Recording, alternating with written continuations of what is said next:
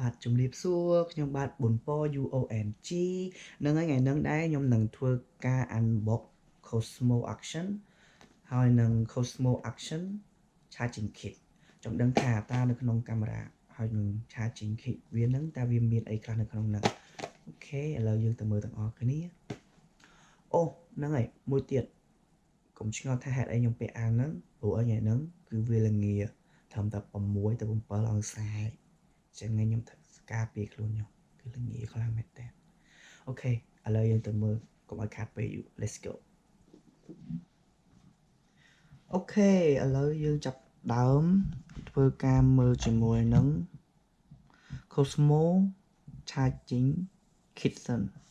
មុននឹងយើងមើលកាមេរ៉ាដល់កាមេរ៉ាចេញសិន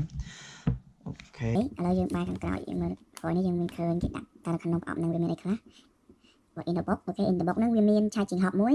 battery 2ហើយជាមួយនឹង battery case 2ប៉ុណ្ណឹងឯងអត់មានខ្សែអញ្ចឹងអត់មានខ្សែសាំអូខេហើយតម្លៃវាគឺ$109នៅក្នុងតម្លៃទីផ្សារនៅតែអូស្ត្រាលីអូខេឥឡូវបើកមើលខាងក្នុងអូខេចាអូលយណាគឺវាមានប្រអប់ធ្វើប្រអប់ដាក់ថ្មគឺមានថ្មចឹងមកចំញាក់សាច់ថ្មចឹងហ្មងហើយថ្មមួយគូតមួយគ្នាចា Osmo ប្រហោងគូតអញ្ចឹងគេឲ្យទុកវាមកឡៃសិនយើងមើលមួយទៀតនេះដូចគ្នានេះតែប្រអប់វាលយវាធ្វើឥឡូវនេះឃើញបងប្អូនមើលឃើញនេះវាធ្វើដាក់ memory card SD card ធ្វើ memory SD card អានេះប្រអប់គេសារសាក់ហ្នឹងអត់មានប្រអប់ទេអានេះប្រអប់ទេហើយនេះអូខេអស់ហើយអានេះសភៅណែនាំ menu box ទេអូមកកាន់ Osmo របស់យើង Osmo ប្រអប់វាប្រហែលមិនធំណាស់ទេគឺគេ design detail website គេហ្នឹងមកនេះហើយនេះគឺគេដាក់នេះនៅលើនេះសំខាន់ថានេះគឺគេប្រាប់ថានៅក្នុងហ្នឹងគឺមានកាមេរ៉ាហ្នឹងគឺមាន skin ខាងមុខមួយខាងក្រោយមួយហើយវាអាចឡើងទៅដល់ HDR 4K HDR ទៀតហើយនេះអូល្អមែនតើ waterproof មករហូតដល់11ម៉ែត្រចុះក្រោមអញ្ចឹងបើសិនជាអ្នក diving ឬមួយក៏អ្នកចូលចិត្តទៅសមុទ្រថតបាទសមុទ្រថតអីថតផ្កាសមុទ្រថតអីគឺត្រូវហើយអានេះអបងមានព្រោះនេះខ្ញុំឆ្លៃមានកាមេរ៉ាមានអាចកញ្ចក់ skin ខាងមុខអ្នកមើលឃើញហើយមានOS នេះគឺ rock still D អត់ចេះអានខុសក៏ប្រកាន់ព្រោះអានឹងម្ល៉េះដឹងថាហ្នឹងគឺ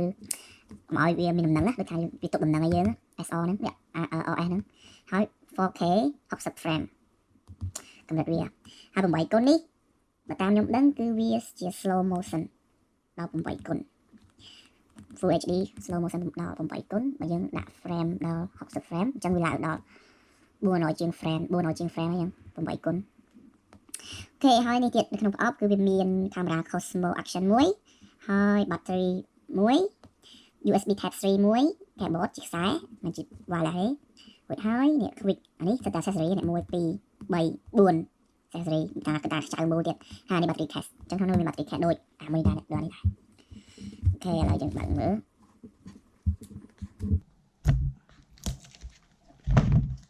អូខ្ទេចអស់ហើយអូខេបើក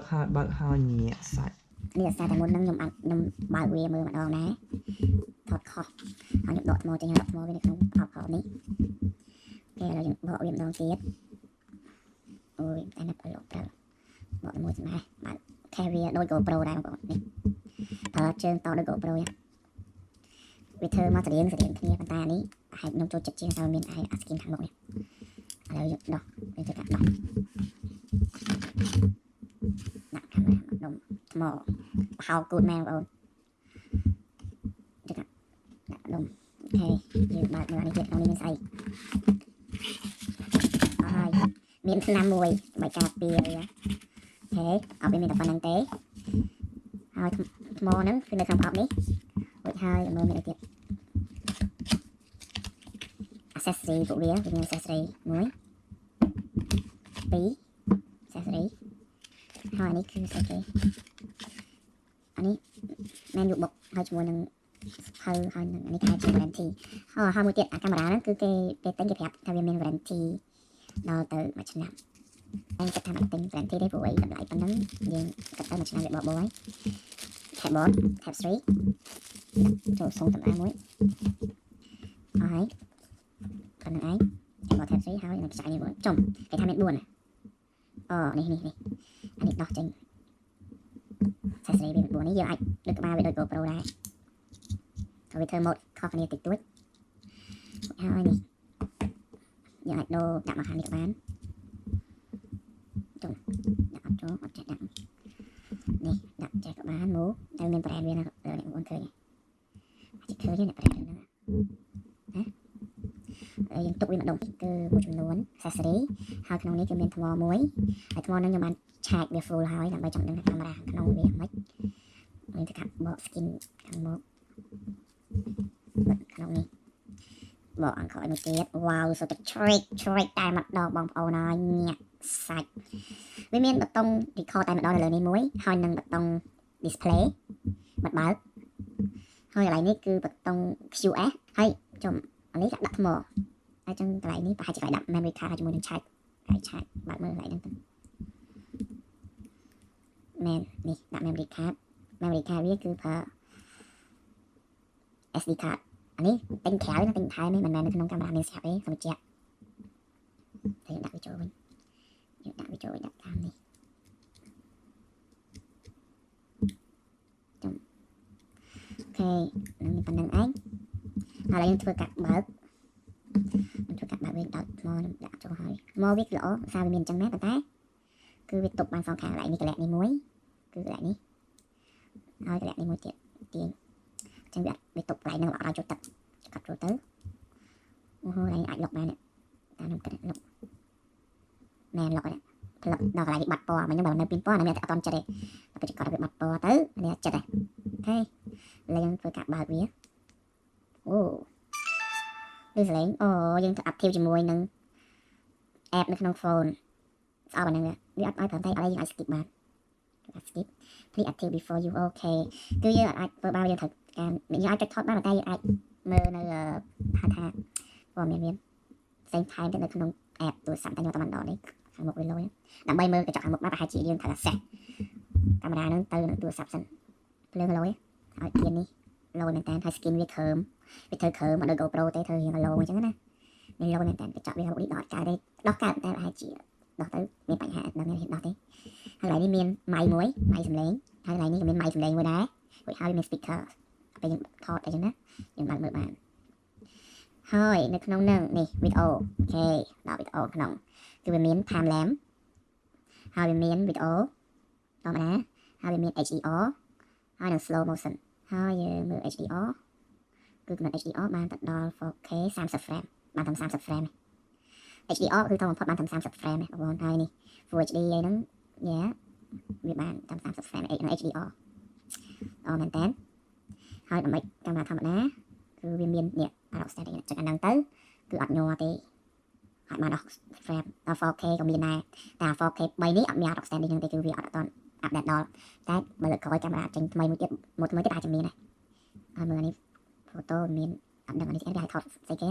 ABE ចាំ search មើលខ្លួនឯងទៅនេះថតធម្មតានេះ boost ហើយនេះ time នេះ custom យើង add control go to control center to create the custom mode ហ្នឹងអត់ដឹងអីទេអត់ចេះប្រើទេចាំមើលហើយយើងទាញមកធម្មតាសិន 2K 60 frame យើងបើមកខាងនេះមាន auto mode មាននេះយើងអាចស្រេកមកនេះបានដែរនេះយើងអាចបើកកន្លែងនេះលុយតាគេដាក់ auto វិញហើយចង់នឹងមើល front skin lạiបាន front skin full front skin អានេះ full front skin on អូខេ on អត់តទេយើងសាកមើលថតអូ record បានហើយមាន front skin នេះអត់ឃើញថតញាក់សាច់ធ្លាក់លើក្រៅលើតោះថាហ្នឹងអត់មាន zoom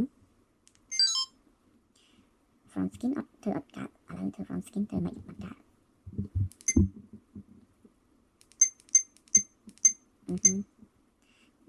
តអត់ថត front skin នឹងអត់ចេញអត់ដឹងធ្វើមិនទេតោះយើងរៀនសិនសាប់តាអានេះខ្ញុំអត់ចេះដែរអូខេមានតែប៉ុណ្្នឹងទេដល់មកមានប៉ុណ្្នឹងទេចាំបង្ហាញអូខេឥឡូវយើងថាបិទវាសិនចុចបិទណាបិទកើតសលេងវាលឺខ្លាំងល្អលឺច្បាស់កប់ ok អរគុណអ្នកទាំងអស់គ្នា